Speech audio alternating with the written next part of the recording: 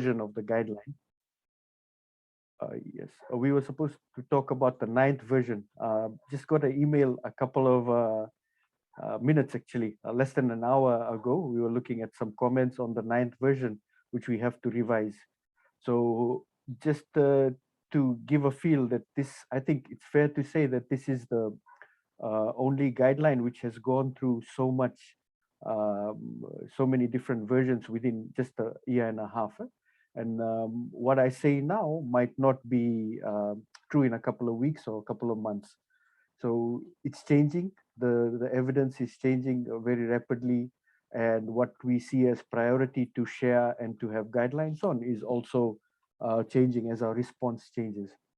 So just to give you a feel that we'll just talk about basic principles and a few things. And if there's any questions, we can discuss later.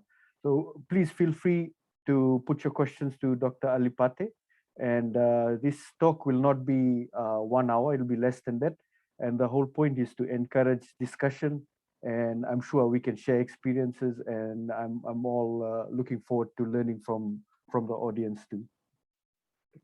So if you don't know me, I'm Dr. Ravi. I work in CWM in the internal medicine department. And this presentation is just a collective things, just a mixed bag of things that we've learned while looking after patients in CWM. And the things that I think are important to emphasize, and I think of value to everyone who is looking after COVID patients. So this picture is actually was taken on the 20th of April. That's me in the middle. I'm flanked by Dr. Malani and Dr. Rao. These are very seasoned physicians who've been pivotal in the training of internal medicine in Fiji and in the region.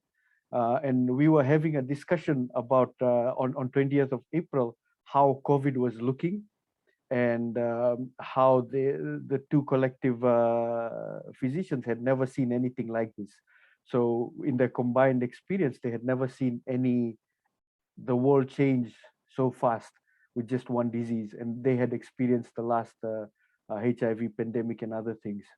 And it's a very symbolic photo because it's taken in Men's Medical. A couple of weeks later, that became our HDU in CWM. So things have changed very fast, and it's good to appreciate how much we've learned in the couple of months.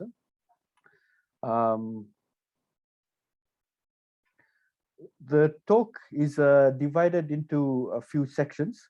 We'll have a case discussion looking at 2 cases. We look at classification of cases, management of mild cases. I know a lot of people, 80% of the patients will be mild. So most of our experience will be looking at mild patients. We'll look at risk factors. And something that I think is very important is understanding the disease, just to map out where the patient is in the timeline, in the progression of the disease, and see what interventions we can take. I'll touch a bit on approach. That's just my approach and the team's approach that we take. And a Thunderdome bundle, just a very quick bundle that I think, which we used in the department. And I'll let you know why we call it Thunderdome.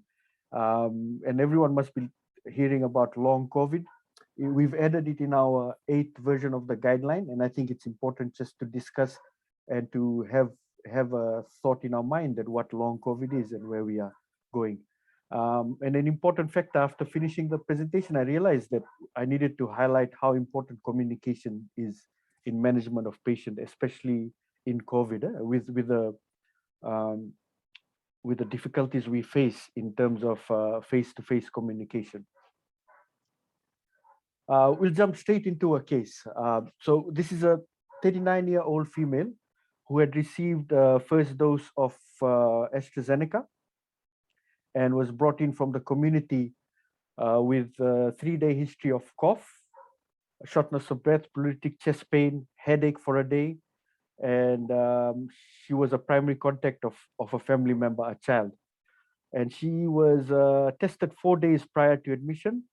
And later on, our whole household had turned positive, and we admitted one of the relatives later on. I think two of them later on. So she had called 158, was brought in due to her increasing shortness of breath and hemoptysis.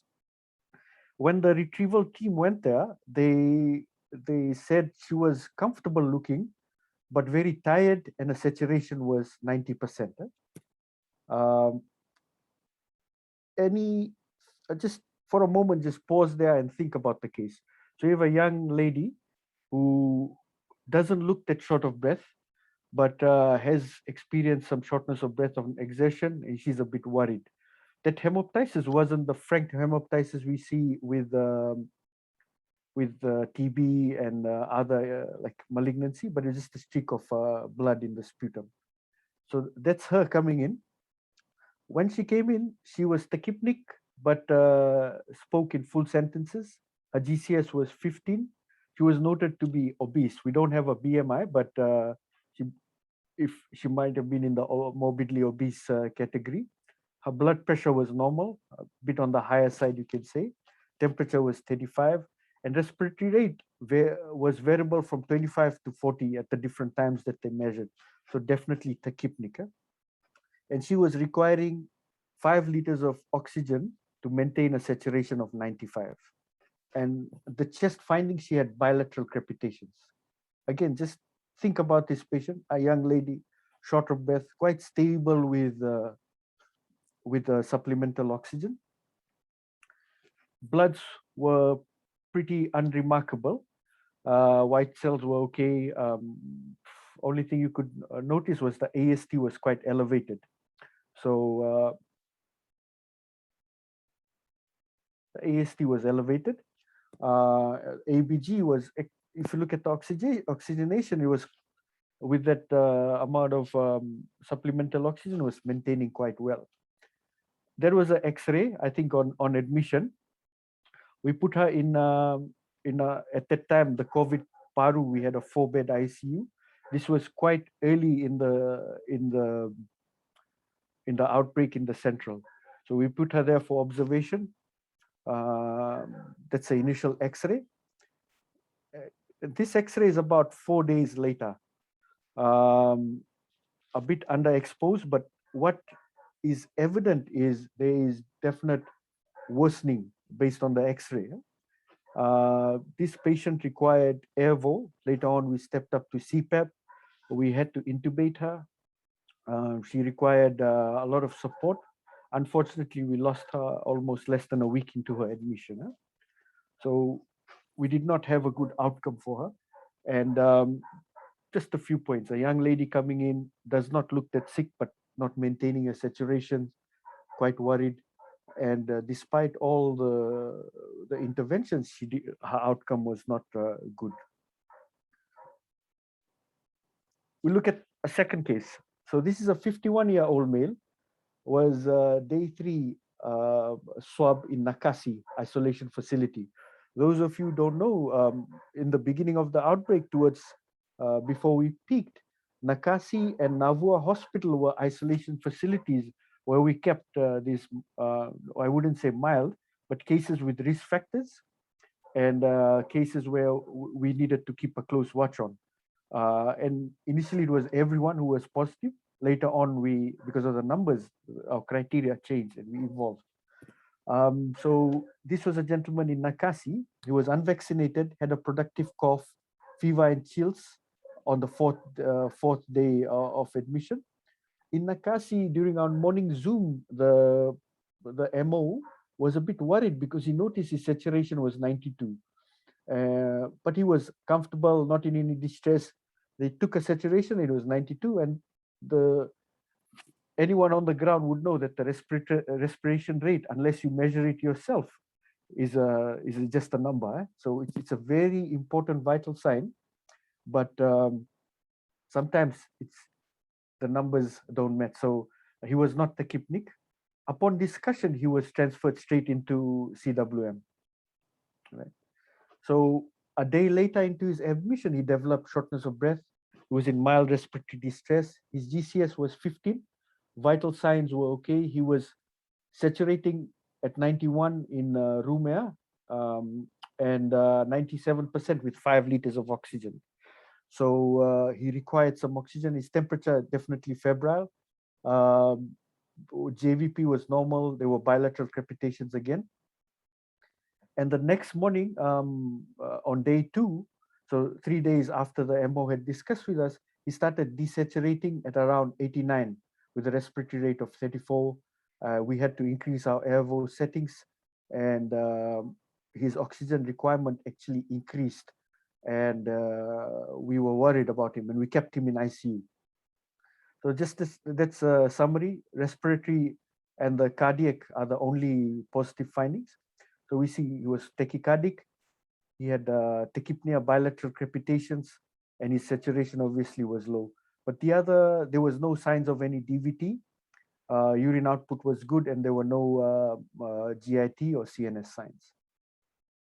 If you're interested, blood test, white cells pretty much normal all throughout, couple of days, that's the trend. Urine function, UNEs remained okay.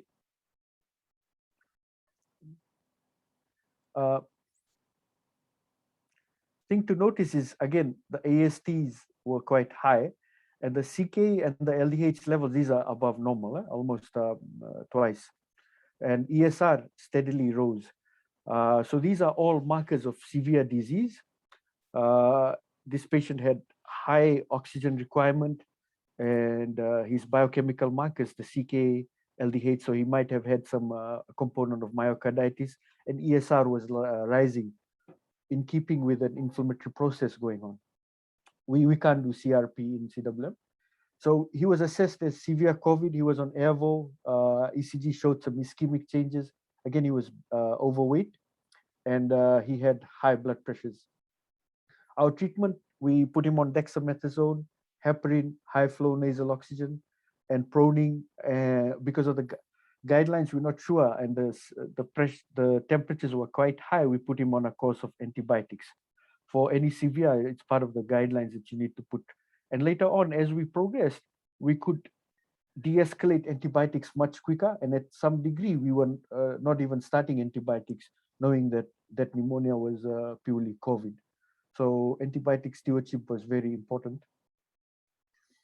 He did not require any intubation, continued to require for oxygen for a prolonged period, and spent more than 20 days in the hospital.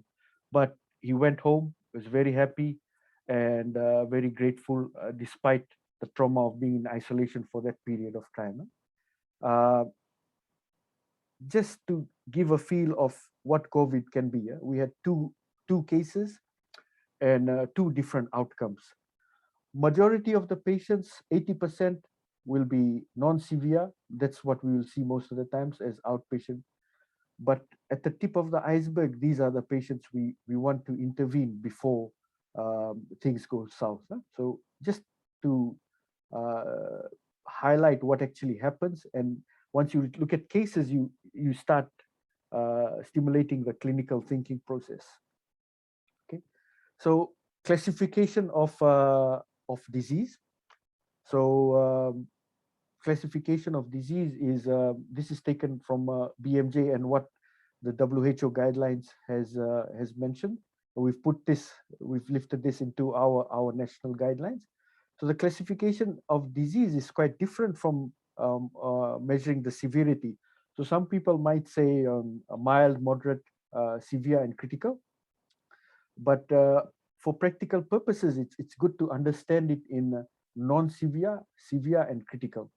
So severe, just remember 90, less than 90, that becomes severe. They need to be in the hospital.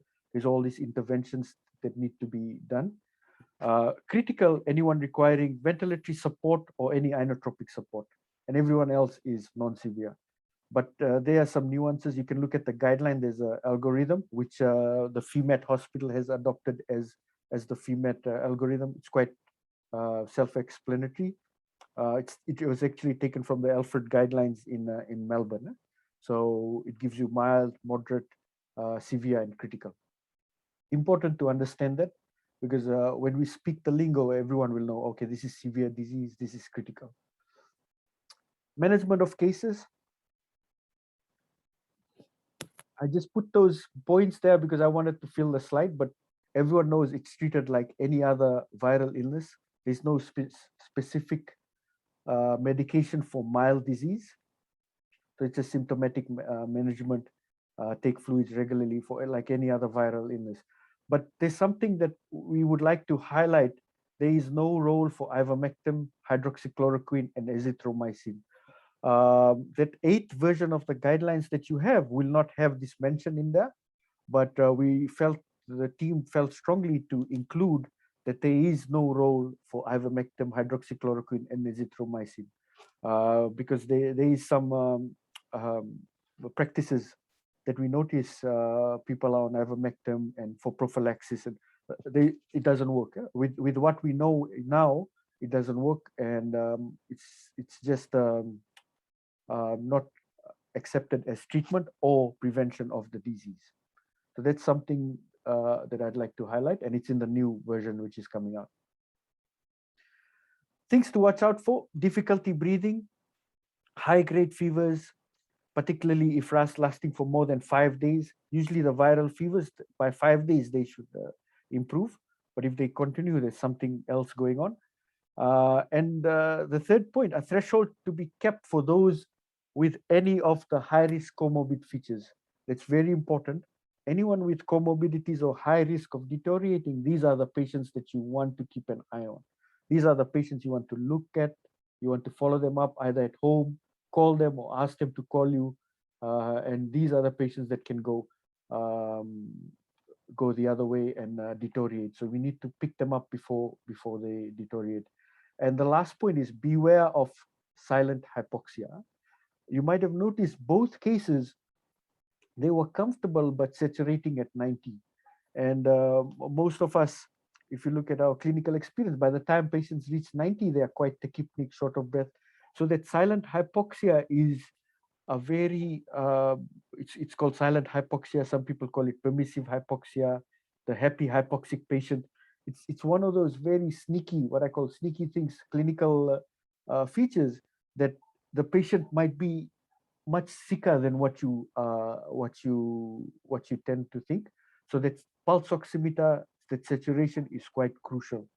And there is a good article actually on the silent hypoxia in COVID. This is taken from that journal article. So what happens is that this phenomena is also seen in atelectasis, shunting, and other illnesses. But what happens in COVID is your chemoreceptors and baroreceptors cannot pick up that you require more oxygen. So the brain doesn't know, the respiratory center doesn't know that your oxygen has fallen.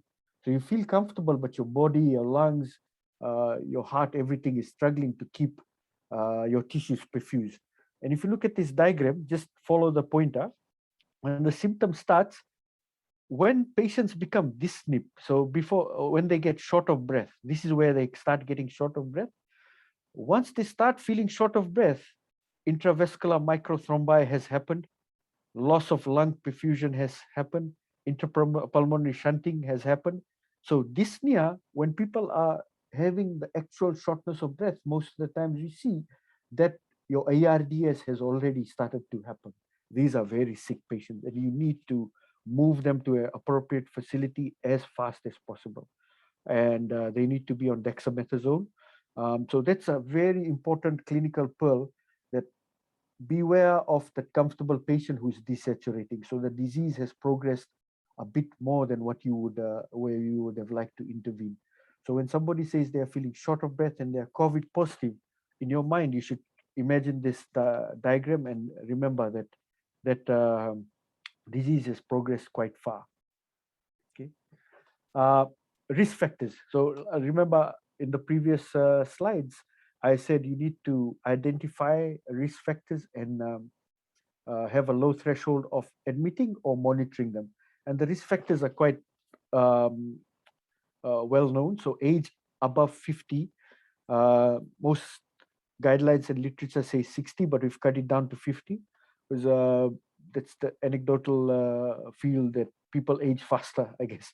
And when you look at our risks, it's almost a decade below because of our life expectancy. So age above 50, hypertension, diabetes, cardiovascular disease, chronic respiratory disease, cancer, autoimmune disease, and if they are on any immunosuppressants like steroids and other immunosuppressants, cerebral vascular disease, dementia, mental disorders, chronic kidney disease, immunosuppression is mentioned again, obesity, pregnancy, and vaccination is not a risk, but you might have noticed in both of them, the vaccination status was mentioned. That's one thing that we have gotten into a habit is when we present case or when we discuss, we say so and so not vaccinated or fully vaccinated or who has received one dose, because vaccinated patients have a different disease altogether. We've had patients coming into the hospital who've been fully vaccinated with COVID positive and other medical problems. They they go home pretty stable, and patients who are not vaccinated, they go into a spiral, and so it's a different disease amongst the vaccinated and non-vaccinated. So somebody who's not vaccinated, you with those risk factors, you know that this patient has a high risk of going into severe disease. Understanding the disease, this is I think these are clinical points, not in the guidelines, but something that we I thought was important to share some graphs and diagrams, just so that when you have a COVID patient, you map them out where they are in the etiology of the in the clinical history of the disease. And once you can map that out, you can understand, I need to follow this patient up. Do I need to move him up? Is he high risk? And the FEMAT team and the extraction teams have have have a risk scoring criteria. That's how they monitor the high risk patients in the community. And I'm sure there's a lot of GPs and other people on this forum. If you understand this, then you can make decisions on the go, and you can have a better mental frame in your mind. So this is the incubation period. You have your disease, your symptoms here: fever, cough, fatigue, anorexia, myalgia, diarrhea.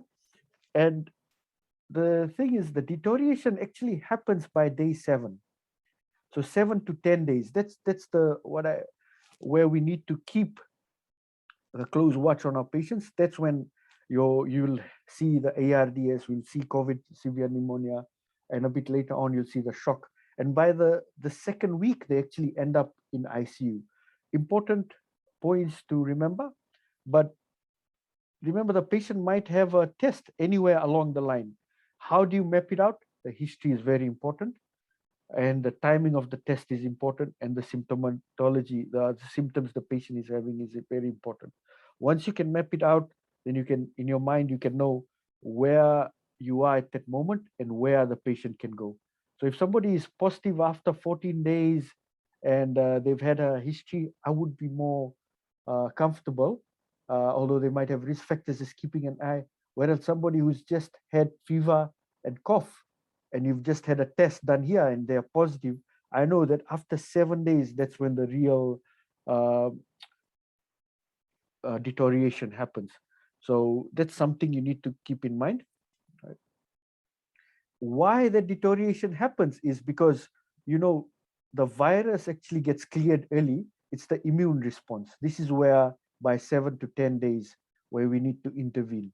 And the inflammation is what actually kills the patient.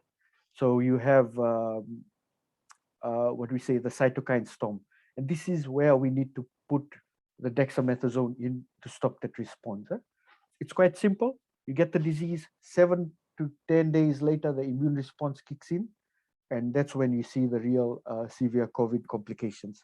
And in that time period, you need to put a halt on the inflammation. And one of the things we can do is start the dexamethasone. This is another diagram. So the viral genome actually goes and you clear it. Majority, 80% of patients will actually have mild disease. Some will go into severe and recover, like our second case. But some, if you haven't intervened, they will go into critical. This is where they need either inotropic support or ventilatory support. This is just summarizing what I've said. First of all, you need to establish the diagnosis. So this is a positive COVID. Either you've done a RDT or a PCR or gene expert, whatever. That's a positive test. Does it match your clinical findings? So you establish that this is a COVID patient. You establish the severity. So is this severe COVID? Is it desaturating? Is it tachypnic? Are the vitals okay? And you establish, if they're not severe, you establish the risk. Is this someone who will deteriorate in time to come? So in 7 days, do I expect him to get worse?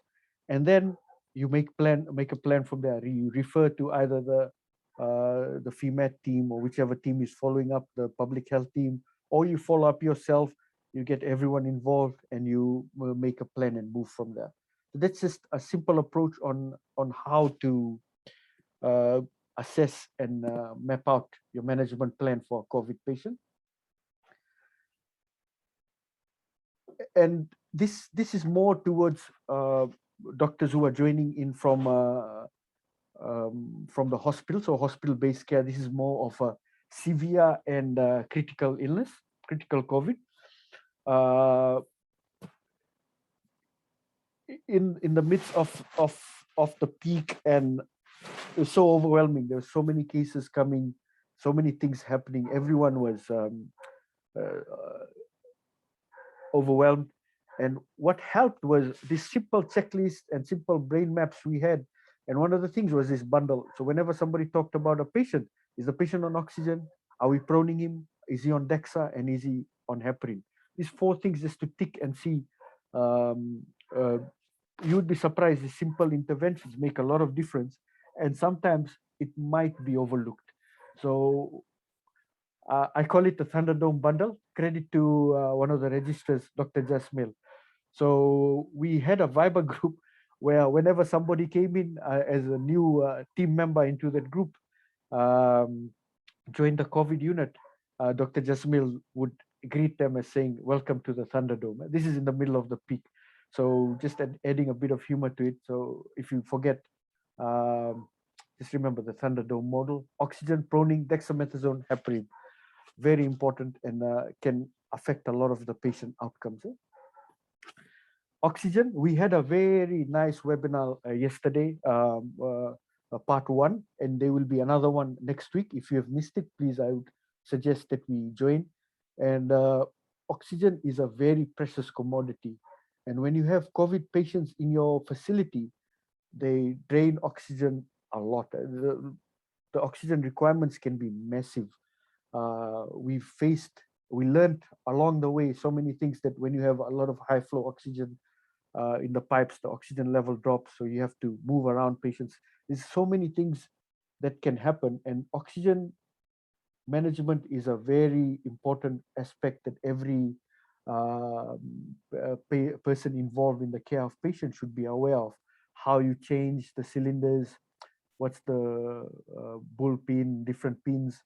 These are little practical things which, if you haven't learned and you are in a COVID peak, you will learn eventually.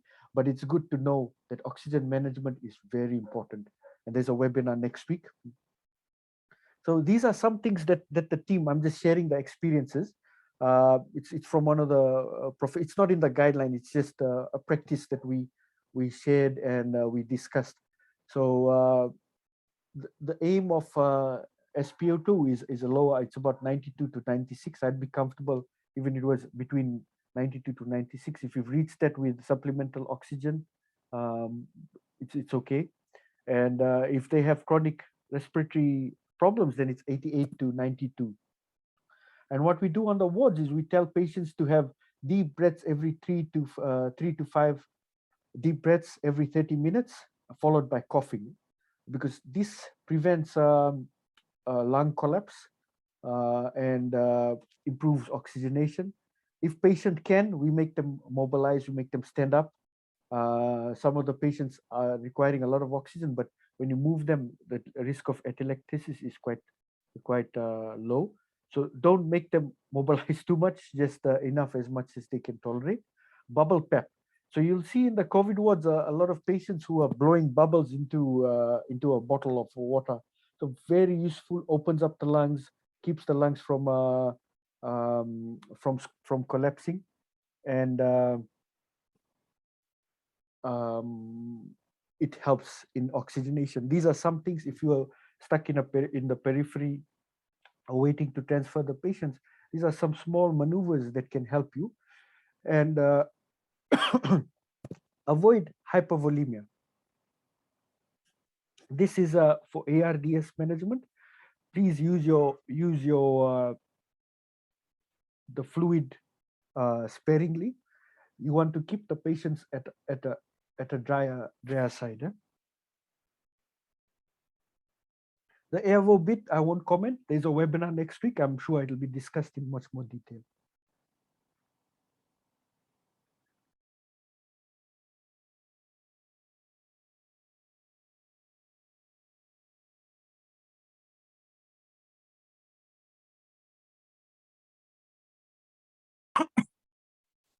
Proning. This is something very simple, but makes a lot of difference. I think dexamethasone and proning are the two important things that they would be the take-home messages. So you advise patients to spend 30 minutes to 2 hours on either right side, left side, or sit up at 30 degrees if you can put the bed up. And if they can, they lie prone. So these are the, and most of the times the patients will tell you that which position they feel comfortable in. So you keep them in that one, and it improves the oxygenation markedly. Proning, you'll see a patient in saturation of 80s. You prone them for a while, and you see that the saturation improves. It's a very simple maneuver. It helps to decrease your oxygen usage, and it has good outcome for the patient too.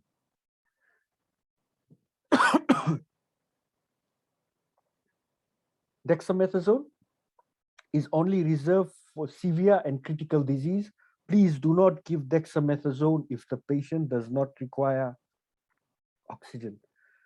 Very important, steroids have no role in mild disease. It can actually be very harmful. Right? So the recovery trial showed harm in patients who were not on oxygen and given dexamethasone.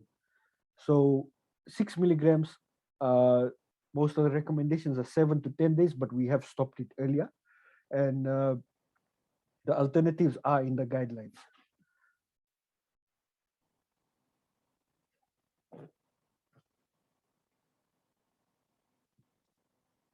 Dexamethasone is a drug which has a lot of side effects, and the most predominant one is hyperglycemia. And in the guideline, you'll see there's even how you control the sugar for somebody who's not diabetic. And sometimes we've had to put patients on insulin infusions to get the sugar control, which is quite important in any infection. If you don't control the sugar, you don't control the infection. So hyperglycemia with dexamethasone can become quite challenging sometimes. We do see patients with mood changes when they are on dexamethasone, and it also puts you at a risk of GI bleed. So put patients on omeprazole, and or if they're on dexamethasone. And something which is overlooked most of the times, we have a high burden of TB, Hep B, and strongyloides. So it can reactivate these illnesses. So when you start somebody on DEXA, always keep an eye out for these things. Thromboheparin dosage, it's thromboprophylaxis, so 5,000 TDS. This, just a couple of weeks ago, there was a article in New England where they looked at moderate disease who were put on therapeutic heparin dosages. They did that. The risk of going into ICU was much less. So this is changing the evidence, but this has stayed quite the same for some time, that it's thromboprophylaxis and there's no special anticoagulation requirement. I think in Fiji, with our setting, we should put them on thromboprophylaxis rather than anticoagulating them fully if they don't have any DVT or PE or other thrombosis. Long COVID. This is something we have added to the 9th version. So the version that will be circulated might not have this, but long COVID is it can be a bit confusing because the term long COVID doesn't mean that you are transmitting the virus for that long. So any symptoms which persist more than 4 weeks are classified as long COVID, and that can be, you can have dyspnea, ongoing dyspnea, chest pain, cough. These are common. Fatigue has been the most common effect of long COVID. This is because of the ACE inhibitors, which are all over the body, and the evidence is not. There's no clear cut medication or management for this. Most of the centers have a multidisciplinary team, and they have special clinics where they run this. So this is a watch this space at the moment, and we will look at the evidence and see how we can look at patients in the future and how we need to follow them up. But it's something that we need to keep in mind, that we will have patients coming in even after they have completed their acute illness. The last thing and the very important is communication.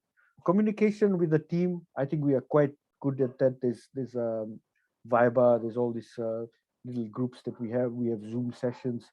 Communicate with the patient, and usually when you meet them, um, it's a bit hard. You are in full PPE. You need to talk to them, and most patients, because of the hypoxia and the COVID effect on their brain, sometimes they are also very confused.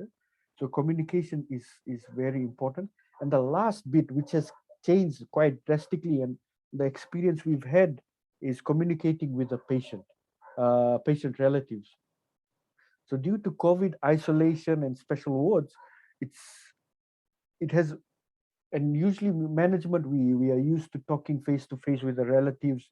We've had family conferences, but talking over the phone is a bit different and difficult. And what we've done is now we have conferences on Zoom and other things with the family members. And that's one part. When we have overwhelming cases coming in, it's one part that can be overlooked a lot.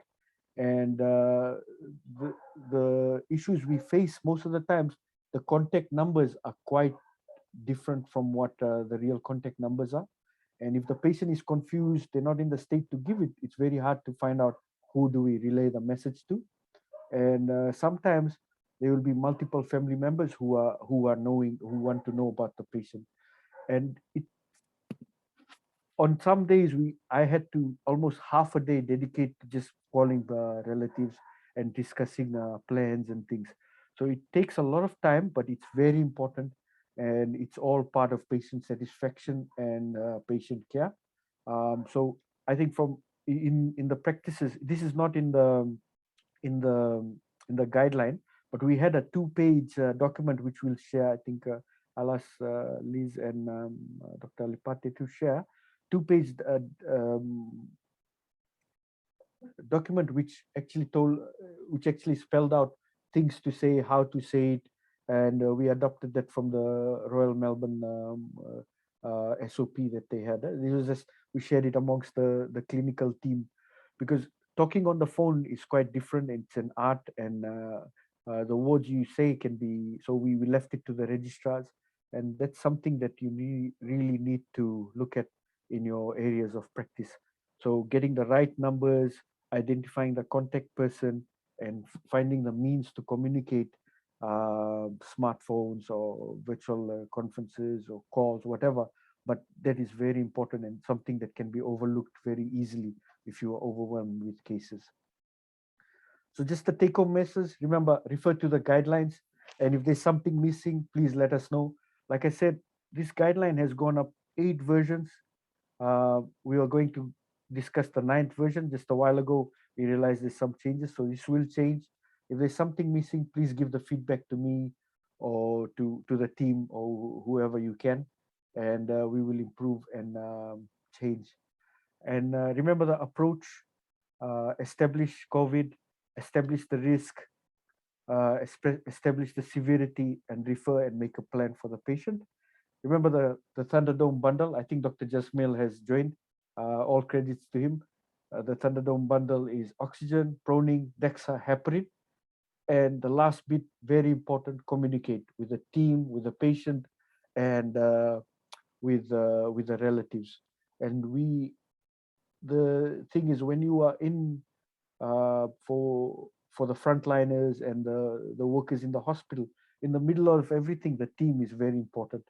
And we all learn from each other, and we improve. Huh? So my understanding is a bit different from what it was a couple of weeks ago. And I'm sure all of us, if we collectively put in, we can synergize and improve our knowledge and our practice. Uh, thank you, Vinaka. I'll hand over to Dr. Alipate. Thank you, Dr. Ravi. Colleagues, does anybody have any questions? Again, you can put it into the general chat, or you can raise your hands and unmute yourselves, and we'll give you the opportunity to ask Dr. Ravi a question.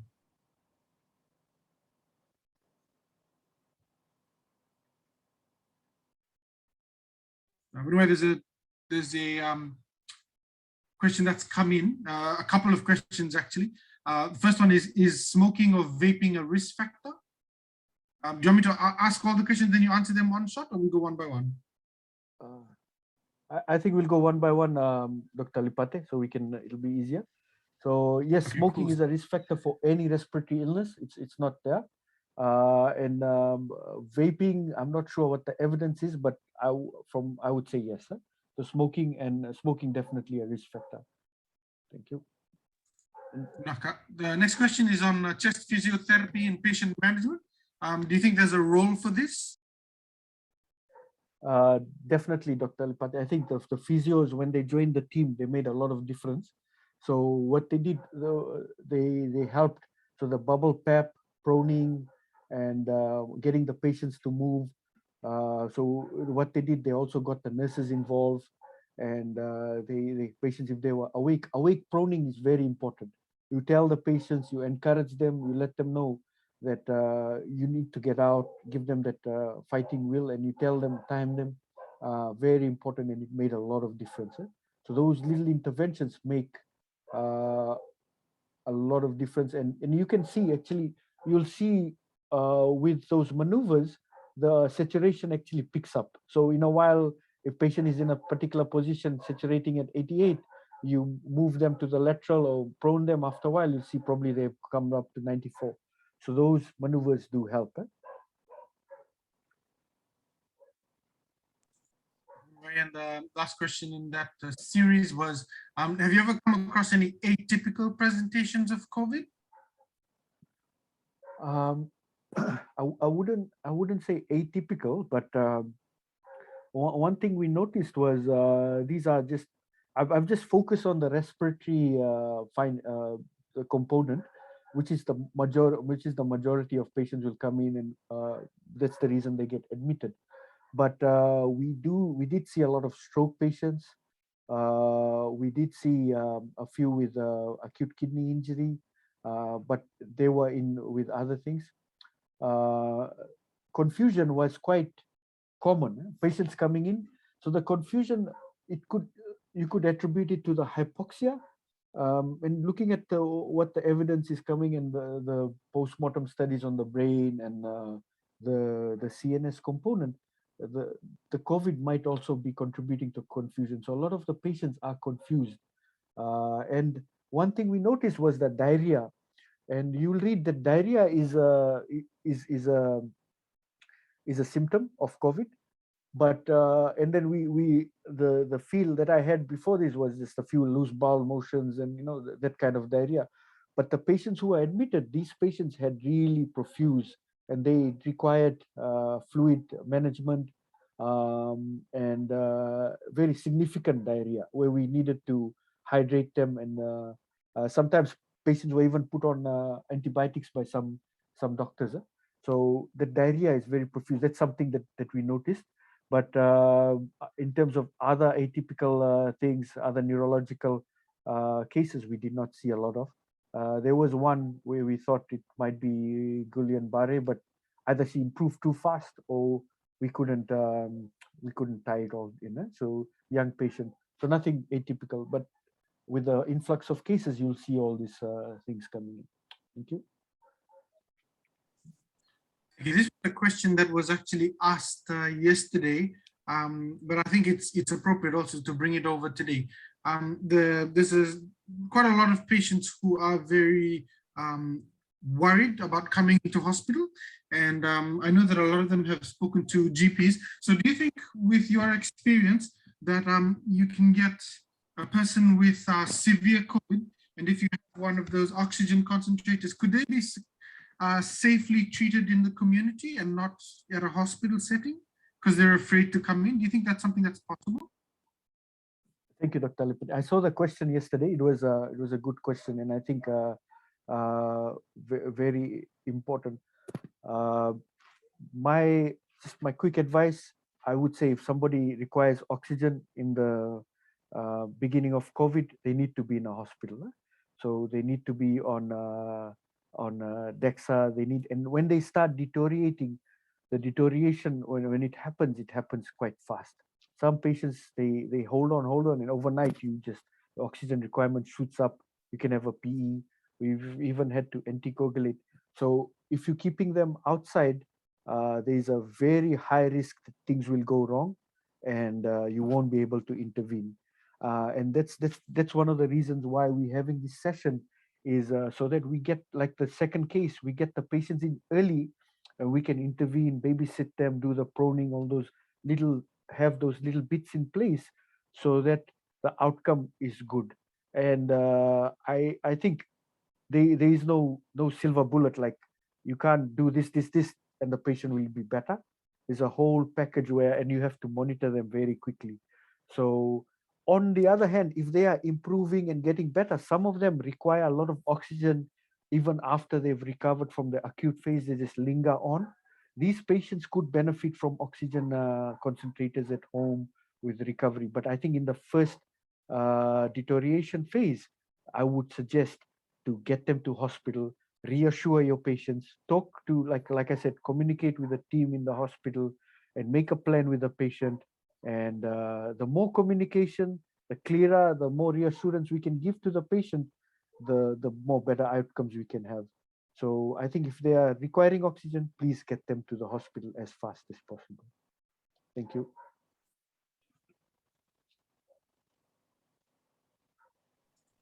Thank you, Dr. Ravi. I got a private message here.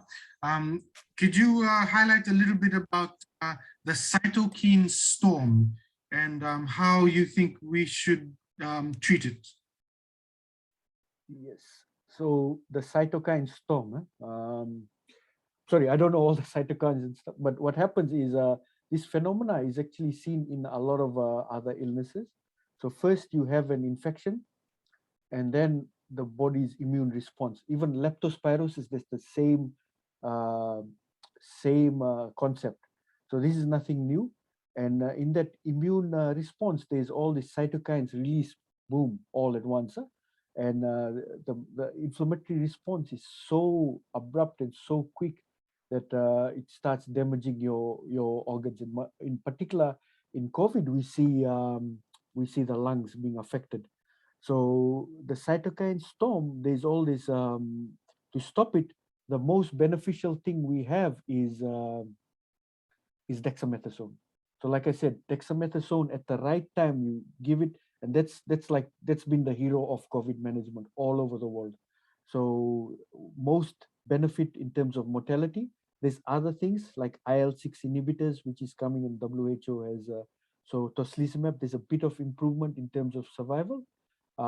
There's some other drugs like betrisinumab and antivirals. I'm not talking about antivirals, things which stop the the the immune response. So dexamethasone is the only thing. And this phenomena is also seen in dengue even. So you have the acute viral illness, And when your body starts fighting, you have this major immune response where you have your lungs, your kidneys, and other things affected. So I hope that's as simple as I can put it, Dr. Alipati. Thank you. So we're getting a lot of interesting questions come in now. So there's a question from Anna Mavoa. Can a recovered COVID patient who is asymptomatic and completed isolation get reinfected again? Have we seen that in Fiji? The answer is yes, they can be reinfected, but your natural immunity lasts about 90 days. So if they haven't reached it, because you get the virus and you are immune, your natural immunity will last that long. And after that, the immunity, what they've seen from the antibody starts waning. And with Delta, there's been a lot of reinfections. That's the reason why when they looked at the antibody titers and the immune responses, they've noticed that the vaccination is actually a stronger stronger immunity setter. So you have the sterilizing immunity. So that means if you get either the virus or the vaccine, you have good immunity, you have good antibody response, and that antibody response stays. So that's not happening in COVID, especially the Delta variant. And then you have the effective immunity, where you have a bit of immunity, but it's not lasting for a long time. So that's what's happening. So you can get reinfections. I haven't seen any at the moment. And at the moment, I think because we haven't reached that time frame, a lot of our natural infections are not within that time frame, and we will see them, I think. And vaccination remains the key to stop that. So hope that answers your question, Dr. Anna. Okay.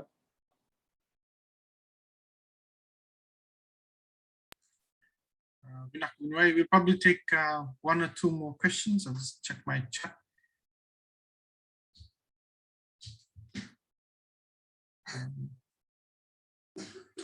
Okay, so there's someone just appeared. Have we detected any other variants in Fiji, or is it still predominantly Delta? To my knowledge, no, but I wouldn't be the right person to answer that. I think no, I don't think so. So depends on. So this is the understanding. They do send the PCR specimens to Vidral in Melbourne, and there's genotyping done. So far we've just had Delta. This is to what I know at the moment, but probably Dr. Alicia or Matika House would be a better place to clarify that. At the moment, it's just been Delta. Thank you.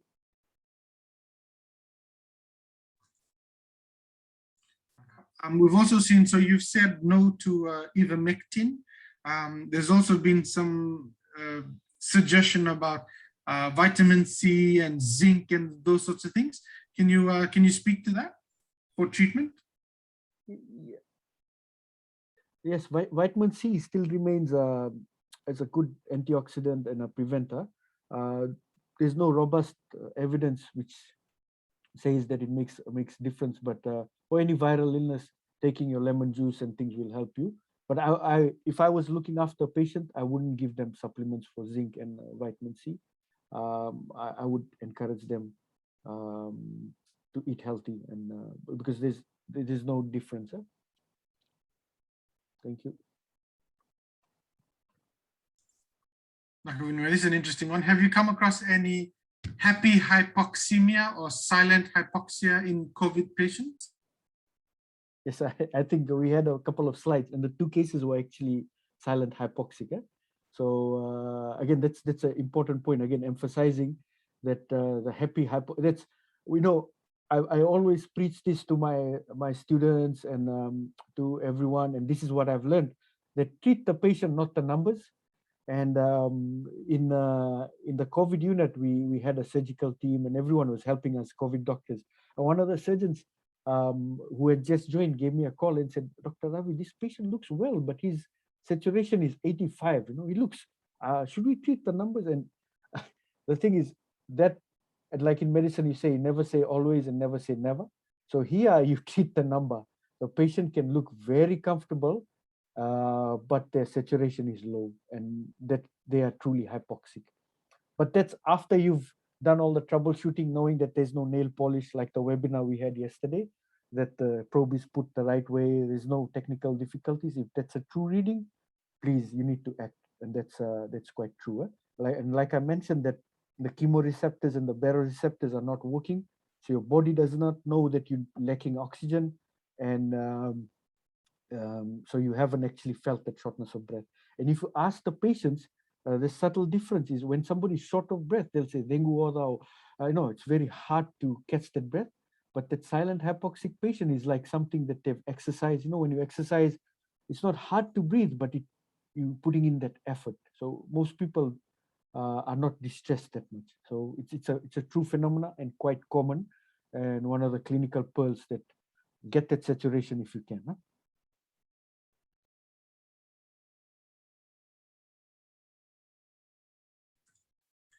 Thank you. There's another, I'll probably take this as a last question about pulse oximeters, whether they should be advised for patients at home who have been diagnosed with COVID for home care.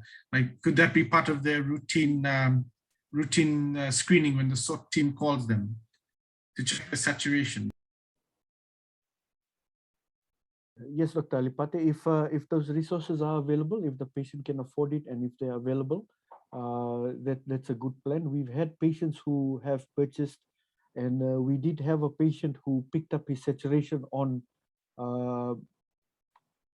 the saturation monitor that they had purchased, and there are some available which are not very pricey. So we got him in. He went to ICU actually.